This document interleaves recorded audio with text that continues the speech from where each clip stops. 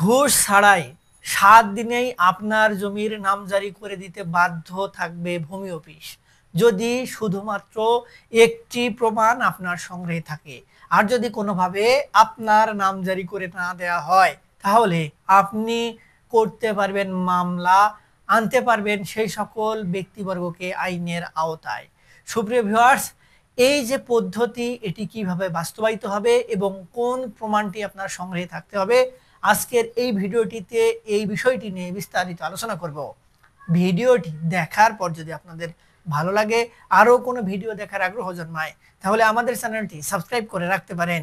আর পরবর্তীতে নতুন কোনো ভিডিওর নোটিফিকেশন পেতে সাবস্ক্রাইব বাটনের পাশে বেল আইকনটি চেপে দিয়ে রাখবেন। আসসালামু আলাইকুম সুপ্রিয় ভিউয়ার্স, আমরা প্রায়শই একটা কথা বলি, সেটি হলো নামজারি করতে গেলে কখনোই ভূমি মালিক সুস্থভাবে কিংবা হয়রানি মুক্তভাবে জমির নামজারি করতে পারে না। আপনি দেখবেন যে নামজারি যে অফিসগুলোতে হয়, অর্থাৎ ভূমি অফিস, সেই ভূমি অফিসে ঢোকার সময় যে রাস্তা থাকে, সেই রাস্তায় চারপাশে দালালে ভরপুর। আপনি ঢুকতে যাবেন, আপনাকে টেনে ধরে বলবে, ভাই কি লাগবে, নামজারি করতে আসছেন?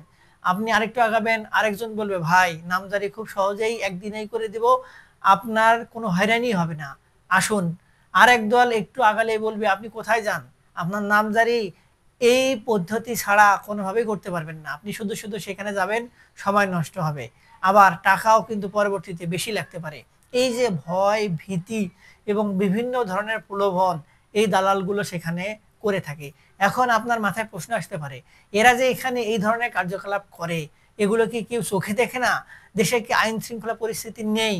এখানেই কিন্তু সব থেকে বড় চমক। গত 15 থেকে 16 বছরে এরা এইভাবেই গজিয়ে উঠেছে এবং এদেরকে কিন্তু নির্মূল করতে গেলে যে সরকার নির্মূল করতে যাবে, সেই সরকারই মোটামুটি নির্মূল হয়ে যাবে বলা যায়। এদের গোড়া এত শক্ত এবং এর সঙ্গে জড়িত রয়েছে আমাদের দেশের সরকারি কর্মকর্তা এবং কর্মচারীরাও। কিছু কিছু ব্যক্তি এতটা পরিমাণে ঘুষখোরের প্রবণতা হয়ে গেছে, তারা টাকা ছাড়া চোখে কোনো কিছুই দেখে না এবং এই দেশের যে কাজগুলো এখন পর্যন্ত হচ্ছে, তার পেছনে কিছু সৎ কর্মকর্তার এবং কর্মচারীর অবদান রয়েছে, তাদের প্রতি আমরা জানাই শ্রদ্ধা। তবে আপনার নামজারি যে আপনি সঠিক প্রক্রিয়ায় করতে পারবেন না, এই বিষয়টি মোটামুটি আমরা কিন্তু ছোট বড় সকলেই জানি। একদম যে বাচ্চাটি শিশু, সেও বলতে পারবে যে আপনার জমির নামজারি করতে গেলে আপনার নির্দিষ্ট যে 1170 টাকা ফি, সেই ফি দিয়ে আপনি খুব সহজেই দ্রুত এবং সঠিক সময়ে কখনোই আপনার নামজারি করে নিতে পারবেন না। এর জন্য আপনার কি প্রয়োজন হবে? টাকা। অর্থাৎ আপনার 1170 টাকার জায়গায় আপনার 10,000, 20,000, 1 লাখ, এমনকি আপনার ভোগান্তিও গেল, আপনার টাকাও গেল, এমন পরিস্থিতিও তৈরি হয়। আপনি যদি সকল লিগেল কাগজপত্র নিয়ে ভূমি অফিসে যান, তারপরেও আপনার অনেক সমস্যা দেখানো হবে। ধরুন সাধারণ উদাহরণ দেই, আপনি যদি ভোটার আইডি কার্ডের ফটোকপি নিয়ে জমা দেন, আপনার থেকে চাওয়া হবে অরিজিনাল কপি। আপনি যদি অরিজিনাল কপি দেন, তাহলে আপনার থেকে চাওয়া হবে ভোটার আইডি কার্ডের ফটোকপি। আপনি যদি দুটিই জমা দেন, তাহলে আপনার ভোটার আইডি কার্ডে ধরা হবে ভুল। সেই ভুলটি সংশোধন করার জন্য আপনি যখন এই জাতীয় যে নাগরিক সেবা সংক্রান্ত নির্বাচন কমিশনগুলো রয়েছে, সেখানে যাবেন, সেখানে গেলে আপনার আবার চাওয়া হবে এক গাদা কাগজ, সেখানে আপনাকে করা হবে ভোগান্তি, সেখানে চাওয়া হবে আপনাকে ঘুষ অলিখিতভাবে, 2 টাকার কাজ আপনাকে 200 টাকা দিয়ে করাতে বাধ্য করা হবে। এখন তাহলে এত সমস্যার মধ্যে ভূমি মালিকরা সেবাটা কোথায় পাবে? এখন সরকার নির্ধারণ করে দিচ্ছে যে যদি ভূমি মালিকদের একটি মাত্র প্রমাণ সংগ্রহে থাকে, তাহলে ঘুষ ছাড়াই তাদের নামজারি 7 দিনের মধ্যে করে দিতে বাধ্য ভূমি অফিস। যদি করে না দেয়, আপনার কাছে যথেষ্ট প্রমাণ থাকলে আপনি করতে পারবেন মামলা, তাদের আনতে পারবেন আইনের আওতায়। এখন এই একটি প্রমাণ কি? এই একটি প্রমাণ হচ্ছে আপনার জমির মালিকানা হস্তান্তর পদ্ধতিটা সঠিক এবং বৈধ হতে হবে। অর্থাৎ জমি আপনি যার কাছ থেকে পেয়েছেন কিংবা যে আপনার কাছে বিক্রয় করেছে, সেই ব্যক্তি যে জমির আসল মালিক, এটি আপনাকে আগে কনফার্ম হতে হবে এবং তারপরে আপনি তার কাছ থেকে যে পন্থায় তৈরি করে বা দলিল নিয়েছেন, সেই দলিলটি হতে হবে নির্ভুল এবং আপনাকে ওই দলিলটি করতে হবে রেজিস্ট্রি সঠিক নিয়ম মেনে। অর্থাৎ আপনি যার কাছ থেকে জমি ক্রয় করেছেন সেই ব্যক্তির থেকে আপনাকে একটি দলিল তৈরি করে নিতে হবে এবং নির্ভুলভাবে তৈরি করে নিতে হবে। এবং আপনি যদি ওয়ারিশান সূত্রে পান সেক্ষেত্রে ওয়ারিশান সম্পত্তির মালিকানা হস্তান্তরের যে নিয়ম কানুন, অংশীদারদের মধ্যে বন্টন এবং সেই বন্টন অনুযায়ী একটি দলিল তৈরি, তারপর সেই দলিলটি রেজিস্ট্রি, তারপরে আপনার অংশটুকু আপনাকে নামজারি করার জন্য আবেদন করতে হবে। এটি হচ্ছে প্রথম স্টেপের প্রমাণ কিংবা সর্বসাকুল্যে বৈধ ওয়ে। তারপরে আসে দ্বিতীয় কিংবা আপনার অনুসন্ধান, অর্থাৎ যার কাছ থেকে আপনি সম্পত্তির মালিক হয়েছেন সেই ব্যক্তি আসল মালিক কিনা, সেই ব্যক্তি ফ্রড কিনা, সেই ব্যক্তি কারো কাছ থেকে সম্পত্তি হাতিয়ে নিয়েছে কিনা, জোর জবরদখল করে নিয়েছে কিনা, কিংবা মালিকানা চিরস্থায়ীভাবে তার রয়েছে কিনা, এটিও আগে ঘেঁটে দেখতে হবে। অর্থাৎ ওই ব্যক্তির নামে নামজারি আছে কিন্তু ওই ব্যক্তি যার কাছ থেকে জমি নিয়েছেন সেই ব্যক্তি তাকে হস্তান্তর করে দেয়নি, অর্থাৎ তার মালিকানাটি বৈধ না। তাহলে আপনার কাছে যে মালিকানাটি হস্তান্তর হলো সেটি কিভাবে বৈধ হয়? এখন এটি কিন্তু একটি বড় ঝামেলা।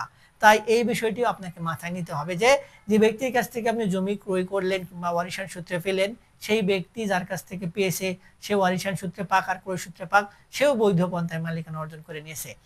দলিল কিংবা মালিকানা যাচাইয়ের কিন্তু দুইটি ওয়ে রয়েছে, একটি হচ্ছে খতিয়ান আর একটি হচ্ছে মালিকানা সংক্রান্ত দলিল।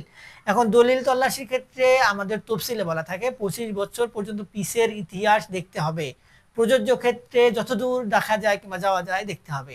এখন যদি এমন হয় যে আমাদের যুদ্ধের সময় কোনো একজন ব্যক্তির কাছ থেকে জমি ছিনিয়ে নেওয়া হয়েছে, এখন সেই মুক্তিযুদ্ধ হয়েছিল আজ থেকে 50 বছর আগে, তাহলে যে ব্যক্তি সম্পত্তি ছিনিয়ে নিয়েছেন সেই ব্যক্তিও জমি এখনো ভোগ দখল করছে এবং যার কাছ থেকে ছিনিয়ে নিয়েছেন সেই ব্যক্তিও এখনো জীবিত রয়েছে।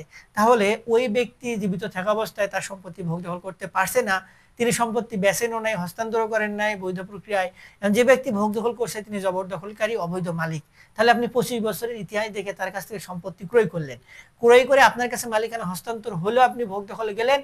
যে ব্যক্তির জমি ছিনিয়ে নেওয়া হয়েছিল সেই ব্যক্তি এবং তার পোলাপানরা এখন এসে আপনাকে চাপ দিচ্ছে যে এই জমি তো আমাদের, যারা ভোগ দখল করছিল তারা অবৈধ দখলদার, আপনি কিভাবে জমি ভোগ দখল করেন কিংবা আপনি কাজ কিভাবে সম্পত্তি ক্রয় করেন? তাহলে আপনি জমির ভোগ দখল মালিকানা অর্জন করতে পারবেন?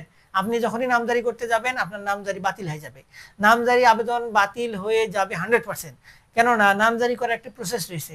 আপনার নামজারি আবেদন করলে সেই নামজারি আবেদন অনুযায়ী ভূমি তহসিলদারকে সেই নোটিশটি পাঠানো হবে, সেখান থেকে কমিশন সার্ভে কমিশনার গিয়ে আপনার ওই নামজারির আবেদনকৃত জমি ভোগ দখলে রয়েছেন কিনা, কোনো ঝামেলা রয়েছে কিনা এটি চেক করবে, তারপর সেখান থেকে একটি রিপোর্ট আসবে, তারপরে আপনার নামজারি সম্পন্ন হবে এবং সেটি 3 মাসের জন্য ঝুলিয়ে রাখা হবে চূড়ান্তভাবে পারমিশনের জন্য। এই 3 মাসের মধ্যে যদি কেউ এসে আবেদন করে কিংবা কোনো অভিযোগ জানায় তাহলে আপনার নামজারির উপর সালিশ হবে একটি, সেই সালিশ অনুযায়ী সেই সালিশে যদি আপনি জমির ডকুমেন্ট দেখাইতে পারেন, জমি যে ব্যক্তি দাবি করছে তিনি যদি আবার দেখাতে পারে তাহলে তার নামে জমির মালিকানা যেতে পারে কিংবা আপনার নামজারি বাতিল হয়ে যেতে পারে। তাহলে আপনার জমির মালিকানা কিন্তু অবৈধ এবং আপনি কিন্তু মালিকানা হারিয়ে ফেলবেন। যে ব্যক্তি মাঝখান থেকে আপনাকে জমি বিক্রয় করেছে সে তো বেঁচে গেল, তার কাছ থেকে আপনি হাজার চেষ্টা করলেও আর আপনার টাকা উদ্ধার করতে পারবেন না, ফেসে যাবেন আপনি, আপনার নামজারি বাতিল হয়ে যাবে।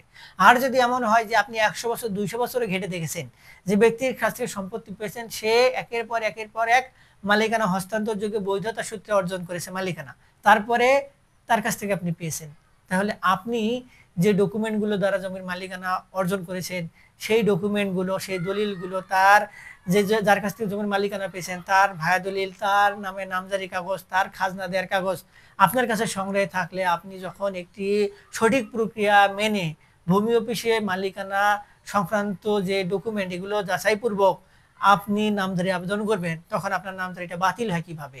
এত বড় সাহস তা আপনার নামজারি বাতিল করে দেয় কিভাবে?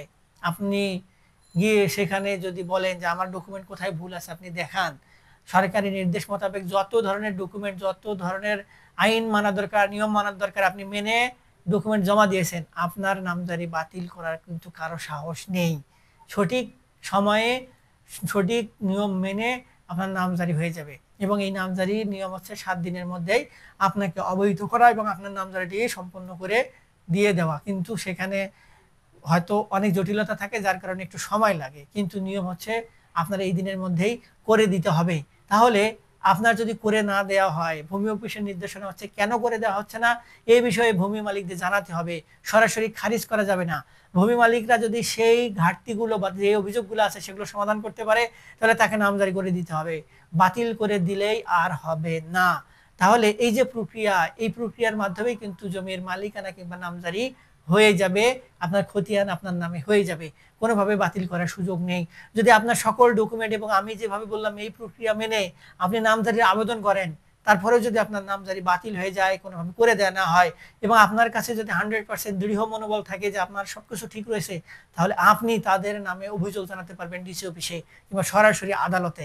তাহলে আপনার অভিযোগটি আমলে নিয়ে ওই সকল ব্যক্তির বিরুদ্ধে বা কর্মকর্তা কর্মচারীর বিরুদ্ধে তদন্ত করা হবে এবং তারপরে তারা দোষী সাব্যস্ত হলে তাদের বিরুদ্ধে আইনগত ব্যবস্থা গ্রহণ করা হবে। এখন কথা দাঁড়ায় যে চোর কি চোরের বিচার করবে? দেখুন, বাংলাদেশের পরিস্থিতি অনুযায়ী এটি স্বাভাবিক প্রশ্ন, কিন্তু আপনাকে অবশ্যই সঠিক নিয়ম মেনে তো চেষ্টা করতে হবে, তবেই না আপনি পারবেন। কেউ যদি চেষ্টা না করেন, 7 দিনের নামজারি, 3 মাসের নামজারি আমরা একদিনেই করে ফেলতে চাই এবং এজন্য তারা সুযোগ পায় এবং আমাদের কাছ থেকে টাকা হাতিয়ে নেয়। এই সুযোগটি তাদেরকে দেয় বলেই তারা পায় এবং এটির জন্য তারা পরবর্তীতে সিস্টেম চালু করে ফেলে। তাই আমাদের যে নির্দিষ্ট সময়ের কথা বলা হয়েছে সেই সময়ে আবেদন করে রাখতে হবে। যদি না করা হয়, কেন করানো হচ্ছে না এই বিষয়টি আপনাকে মাথায় রাখতে হবে।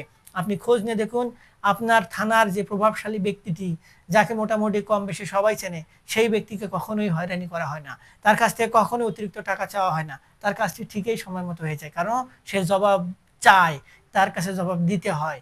আর আমরা যারা সাধারণ জনগণ কিংবা ছাপোষা মানুষ রয়েছি, সাধারণ একটি আমার কৃষক ভাই রয়েছে, সেই ব্যক্তিটি যখন যায় তাকেই কিন্তু ভোগান্তির শিকার করতে হয় কিংবা পড়তে হয়। তারপরেও আপনাদের যদি কোনো ভোগান্তির মধ্যে পড়তে না চান, তাহলে আপনারা যে কাজটি করতে পারেন, একজন ভালো অভিজ্ঞ আইনজীবীর সহযোগিতা নিয়ে আপনি কাজটি সম্পন্ন করতে পারেন। তারপরেও এই সংক্রান্ত বিষয় নিয়ে হয়তো অনেকেই অনেক পরামর্শ দেয়, সেই পরামর্শগুলো না মেনে সঠিক সময় সঠিক পদক্ষেপ এবং সঠিক সিদ্ধান্ত নেওয়াই আপনার জন্য বুদ্ধিমানের কাজ হবে। তাই আমরা বলতেই পারি, শুধুমাত্র এই একটি প্রমাণ যদি আপনার সংগ্রহে থাকে, আপনার জমির নামজারি ঘুষ ছাড়াই 7 দিনের মধ্যে করে দিতে বাধ্য থাকবেন ভূমি অফিস। যদি না করে দেন, আপনাকে জানাতে হবে। যদি আপনাকে গড়িমসি করে বিপদে ফেলার চেষ্টা করে, আপনি আদালতের সহযোগিতা নিয়ে, ডিসি অফিসের সহযোগিতা নিয়ে, ঊর্ধ্বতন কর্মকর্তার কাছে অভিযোগ জানিয়ে আপনার বিষয়টির সমাধান করে নিতে পারবেন। আশা করি ভিডিওর বিষয়বস্তু বুঝতে পেরেছেন। তারপরে এই সংক্রান্ত বিষয় নিয়ে আপনাদের আরো কোনো সন্দেহ থাকলে, আরো কোনো কিছু জানার থাকলে আমাদের ভিডিওর নিচে কমেন্ট বক্স রয়েছে, সেখানে কমেন্টস করবেন। আমরা আপনাদের সহযোগিতা করার চেষ্টা করব। আজকে পর্যন্তই, দেখা হবে সামনে নতুন কোনো ভিডিওতে। ততদিন পর্যন্ত ভালো থাকবেন। ধন্যবাদ।